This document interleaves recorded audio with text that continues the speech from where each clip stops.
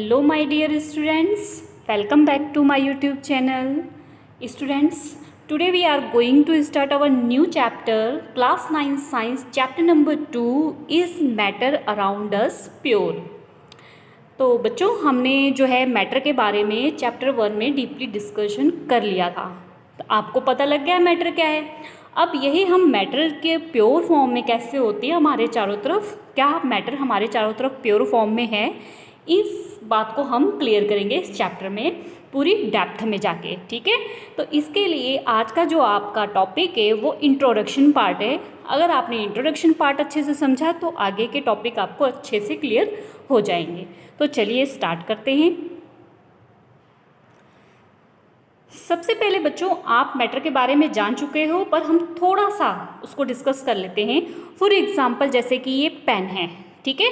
Matter means कोई भी object जो जिसका मास हो और वॉल्यूम हो उसे क्या बोलते हैं, मैटर। अगर इस पेन की बात करें, इसका मास भी है और इसका वॉल्यूम भी है, ठीक है। तो मास मीन्स इसका जो वेट होता है, जो वजन होता है वो उसका मास होता है, और मैंने इस पेन को जहाँ रखा इसने उतनी जगह को क्या कर लिया, घेर लिया, तो ये इसका क्या होता है, वॉल्यूम। ठीक है, तो कोई भी ये क्या हो गया, हमारा मास भी है, वॉल्यूम भी है इसका, तो इट मीन्स ये पेन क्या हो गया, मैटर। कोई भी ऑब्जेक्ट हो, फॉर एग्जांपल मैं आपको ये एक स्टिक दिखा रही हूँ, ये भी क्या है, इसका भी मास है, कुछ ना कुछ वेट तो है ना इसका, और ये जगह को घेर रही है, तो इट मीन्स इसका भी मास है और वॉल्यूम है, तो ये भी क्या है, मैटर है। अगर जिस पेपर शीट पे मैं लिख रही हूँ, ये इस पेपर शीट की अगर हम बात करें तो इसका भी मास है, कुछ ना कुछ वेट है ना इसका, और इसका भी वॉल्यूम है, ये जगह को जो है स्पेस को कवर अप कर रही है ना, इसलिए ये भी क्या है, मैटर है। ठीक है, तो मैटर हमारा क्लियर हो गया।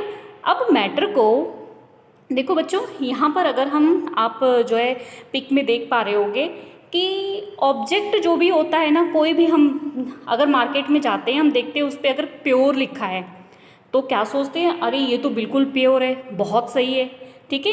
लेकिन एक साइंस के स्टूडेंट्स की नज़र में प्योर और इम्प्योर की फॉर्म अलग होती है, तो वही बात हम आज के टॉपिक में डिस्कस करेंगे। तो सबसे पहले मैटर को हम 2 पार्ट में डिवाइड कर देते हैं, एक प्योर फॉर्म में और दूसरा इम्प्योर फॉर्म में।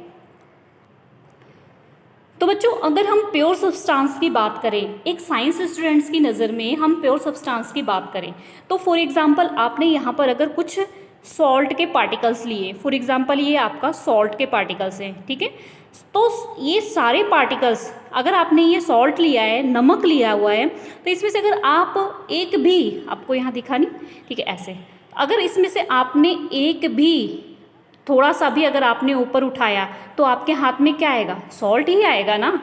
मीन्स ये जितने पार्टिकल्स हमने इकट्ठे किए हैं ये सारे क्या हैं, एक ही तरीके के पार्टिकल है, और एक ही तरीके के पार्टिकल जिसमें पाए जाते हैं वो सब्सटेंस क्या होता है, प्योर सब्सटेंस। ठीक है, अगर हम मान लेते हैं ये तो हमारा सॉल्ट था, अगर मैं ले लेती हूँ वाटर, ठीक है, वाटर में क्या है हमारे पास, वाटर हमारा H2O, वाटर का फॉर्मूला आपको पता है ना।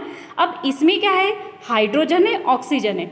अगर हम डिस्टिल वाटर की बात करें, डिस्टिल वाटर जो होता है वो बिल्कुल प्योर फॉर्म में होता है, तो डिस्टिल वाटर की बात करें तो उसमें एक ही तरह के हैं, अगर H2O पूरा वही पाया जाएगा, आप वाटर कहीं से भी उठाओगे तो उसमें सेम तरीके के केमिकल प्रॉपर्टीज़ होगी, तो वो क्या हो कहलाएगा, वो हमारा प्योर सब्सटेंस होगा। ठीक है, अब प्योर सब्सटेंस को बच्चों 2 पार्ट में डिवाइड किया गया है, 2 कैटेगरी में कैटेगराइज किया हुआ है।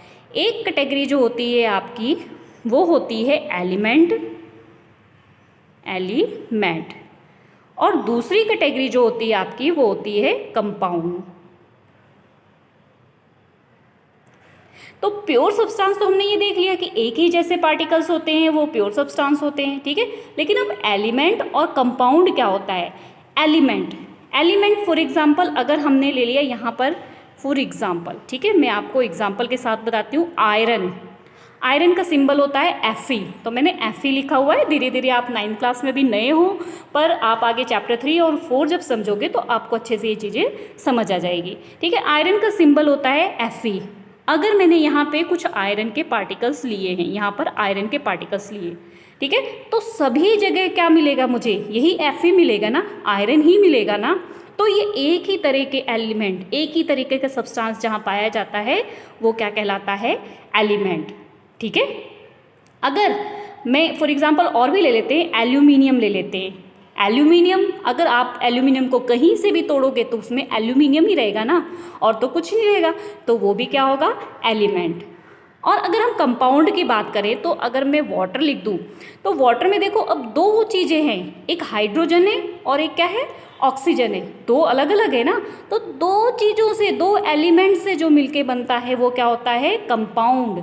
इसमें दो तरीके के जो है एलिमेंट्स मिक्स है, दो तरीके के सब्सटेंस मिक्स हैं। अगर मैं सॉल्ट की बात करूँ तो सॉल्ट का फॉर्मूला होता है NaCl, ठीक है।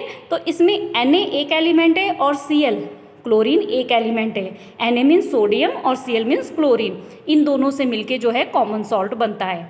अब यहाँ पर दो एलिमेंट आ गए, एक Na आ गया, दूसरा क्या आ गया, Cl आ गया।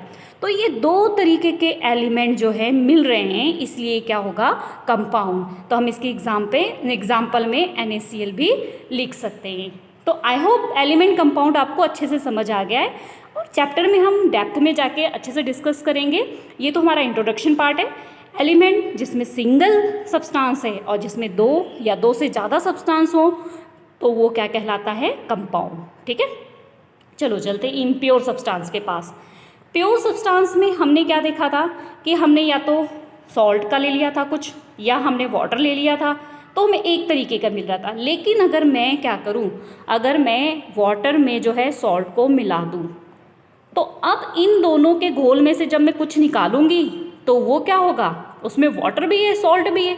तो इस तरीके का जो हमें सॉल्यूशन मिलेगा वो क्या होगा, इम्प्योर, ठीक है। तो इम्प्योर जो है उसको हम क्या बोलते हैं, मिक्सचर भी बोलते हैं, ठीक है। क्या बोलते हैं, मिक्सचर, इसको मिक्सचर भी बोलते हैं, ठीक है। अब मिक्सचर जो है उसको हमने अलग अलग दो कैटेगरी में कैटेगराइज किया हुआ है। तो एक कैटेगरी इसकी क्या होती है, होमोजीनियस मिक्सचर, एंड दूसरा होता है हेट्रोजीनियस मिक्सचर, ठीक है। अब देखते हैं होमोजीनियस क्या होता है, हेट्रोजीनियस क्या होता है। देखो जो एक तरफ हर जगह एक बराबर होता है, हर जगह एक बराबर हो, वो क्या होता है, होमोजीनियस मिक्सचर, और जो एक बराबर नहीं होता है वो हेट्रोजीनियस मिक्सचर। हम कह सकते हैं कि इवन डिस्ट्रीब्यूटेड, अगर एक जैसा डिस्ट्रीब्यूट है, इवन डिस्ट्रीब्यूट अगर है तो वो होमोजीनियस है, और इवन डिस्ट्रीब्यूशन नहीं है, एक जैसा नहीं है, तो वो क्या होता है, हेट्रोजीनियस, ठीक है। जैसे कि फॉर एग्जांपल ले लेते हैं हम कोई भी, तो फॉर एग्जांपल जैसे कि हम जो होमोजीनियस होता है ना उसको एक कैटेगरी में कैटेगराइज किया है, वो भी देख लेते हैं यहाँ पे साथ में। सॉल्यूशन, ठीक है, कौन सा होता है, सॉल्यूशन, ठीक है। ये होमोजीनियस और सॉल्यूशन एक ही बात, ठीक है। तो अब इसकी अगर हम सॉल्यूशन देखें तो होमोजीनियस में क्या होगा, होमोजीनियस में आपने क्या ले लिया, सॉल्ट ले लिया, ठीक है, और सॉल्ट में साथ में वाटर ले लिया, ये वाला, ठीक है। सॉल्ट ले लिया और जो है वाटर ले लिया और सॉल्ट ले लिया, दोनों अगर मिक्सचर लिया तो दोनों आपने क्या लिया, सेम बराबर लिया। इवन अगर आपने इन दोनों को मिक्स कर दिया, ठीक है, एक ग्लास में लिया और उसको मिक्स कर दिया, तो आप कहीं से भी एक स्पून अगर उसमें से वाटर निकालेंगे तो उनका टेस्ट क्या होगा, सेम होगा ना, ठीक है। तो वही सॉल्यूशन भी होगा और वही क्या होगा, होमोजीनियस मिक्सचर, ठीक है। तो एग्जाम्पल हम यही लिख लेते हैं, हमारा एग्जाम्पल क्या हो गया, वाटर एंड सॉल्ट का सॉल्यूशन, ठीक है। सॉल्ट मैं NaCl लिख रही हूँ, आप जो मर्जी लिख लेना। अब चलते हैं हेट्रोजीनियस के पास। हेट्रोजीनियस को अगर हम देखें तो इसको दो कैटेगरी में कैटेगराइज किया हुआ है, ठीक है, दो कैटेगरी में। एक कैटेगरी जो होती है इसकी सस्पेंशन, क्या होती है उसकी, सस्पेंशन, और दूसरी होती है कोलाइड, ठीक है, कोलाइड। अब सस्पेंशन और कोलाइड में आपको पता करना है डिफरेंस क्या होता है सस्पेंशन और क्या होता है कोलाइड। देखो सस्पेंशन जो होता है ना वो हमें नेक्ड आई से दिखाई देता है। अगर हम सस्पेंशन वाला सॉल्यूशन लेंगे तो हमें क्या होगा, नेक्ड आई से हमारे दिखाई देगा, और कोलाइड के जो पार्टिकल्स होते हैं वो हमें नेक्ड आई से दिखाई नहीं देंगे। हम ये कह सकते हैं कि अगर हम इसका कोई भी पोर्शन उठाएंगे तो उनकी प्रोपोर्शन एक जैसी होगी, और यहाँ पर इनकी प्रोपोर्शन एक जैसी नहीं होगी और इनकी प्रोपोर्शन एक जैसी होगी। फॉर एग्जाम्पल जैसे कि हम अगर वाटर में क्या ले लेते हैं, चॉक पाउडर ले लेते हैं, ठीक है, चॉक पाउडर ले लेते हैं। तो अगर आपने यहाँ पर फॉर एग्जांपल ये ग्लास में आपने वाटर लिया और उसमें जो है चॉक पाउडर डाल दिया और आप इसको जितना मर्जी शेक करेंगे, हिलाएंगे, लेकिन अगर बाद में आप इसको ऑब्जर्व करेंगे ना तो इसके चॉक पाउडर अलग ही आपको नेक्ड आई से दिखाई देंगे। ठीक है, तो वो क्या होता है, सस्पेंशन। ठीक है, और कोलाइड की अगर हम एग्जांपल देखें तो कोलाइड क्या होता है, कोलाइड होता है जैसे कि अगर हम वाटर में क्या मिला दें, मिल्क, क्या मिला दें, मिल्क। ठीक है, वाटर के साथ अगर मिल्क को मिला दिया आपने और उसको शेक कर दिया या हिला दिया, ठीक है, और उसके बाद आप उसको रख दोगे ना कहीं पर भी, तो आपको वैसे का वैसे ही दिखेगा। उसके पार्टिकल्स आप अलग नहीं कर सकते, आप उसके पार्टिकल्स को देख नहीं सकते हैं और ना ही उसके पार्टिकल्स को अलग कर सकते हैं, ना ही वो सेटल डाउन होगा। और इसमें चॉक वाला क्या होगा, चॉक वाला जो है वो सेटल डाउन हो जाएगा। समझ आ गई ना मेरी बात। सस्पेंशन क्या होता है, कोलाइड क्या होता है, सस्पेंशन। अगर वाटर और चॉक का मिक्सचर लिया, उसको खूब हिलाया, ठीक है, हिलाने के बाद आपने एक साइड में रख दिया, तो जितना मर्जी आप हिलाओगे वाटर और चॉक के जो पीसेस होंगे वो अलग दिखाई देने लग जाएंगे। लेकिन अगर कोलाइड मीन्स अगर वाटर और मिल्क लोगे और उसको मिक्स करोगे और एक साइड में रख दोगे, तो आप देखोगे कि जितने मर्जी देर तक वो पड़ा रहेगा वो वैसा का वैसा ही दिखाई देगा। तो ऐसे सॉल्यूशन को हम कोलाइड बोलते हैं। तो इस चैप्टर में बाकी ये सारी चीज़ें, ये तो हमारी इंट्रोडक्शन थी ताकि आपको इनके बारे में थोड़ा बहुत पता होगा तो आप चैप्टर को अच्छे से समझ पाएंगे। तो स्टूडेंट्स, वीडियो अगर पसंद आई तो प्लीज़ वीडियो को लाइक ज़रूर कर दिया करो, आप लाइक नहीं करते हो।